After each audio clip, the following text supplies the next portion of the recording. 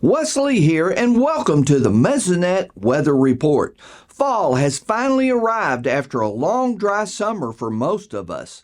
The first fall rains came earlier this week, right on track to end the Oklahoma City State Fair.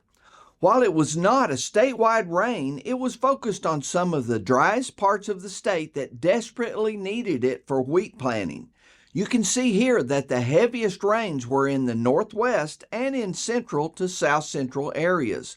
Norman saw the highest totals with 4 3/4 inches of rain. Totals were much lighter in the eastern half of the state, but midweek rains might add to this. There is also the possibility of rain in the east over the weekend when the remnants of Hurricane Helene make a glancing visit. The welcome rains in the west dramatically helped shallow soil moisture in all counties except Harmon, who mostly missed out. This 4% plant available soil moisture map shows a lot of green 90% numbers. We are not fully out of drought conditions though, as you can see when we look deeper at soil moisture levels down to 16 inches.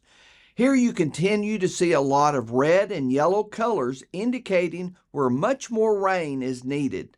Let's hope that additional rains will come soon to keep shrinking areas of drought. Now here's Gary, finally with some rain to discuss. Thanks, Wes, and good morning, everyone. Well, once again, we got a really good rain in parts of the state, and once again, much of the state missed out on that heavy rain.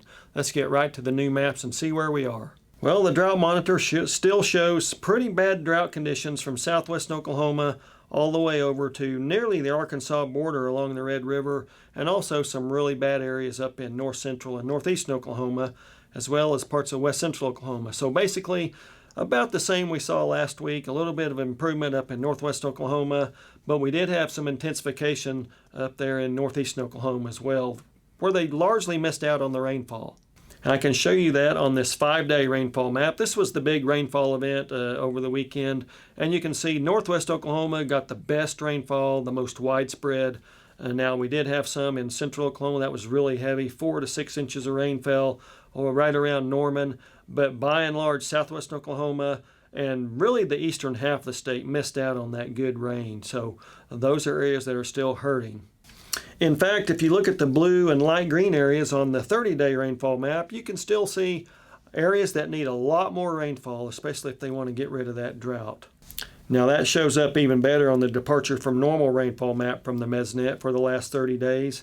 Again, you can see those heavy rains up in northwest Oklahoma, really good surplus amounts of 1 to 2 inches and a little bit more in some cases, but by and large across much of the state, 1 to 3 inches below normal. Up in far northeast Oklahoma, over 4 inches below normal in just the last 30 days.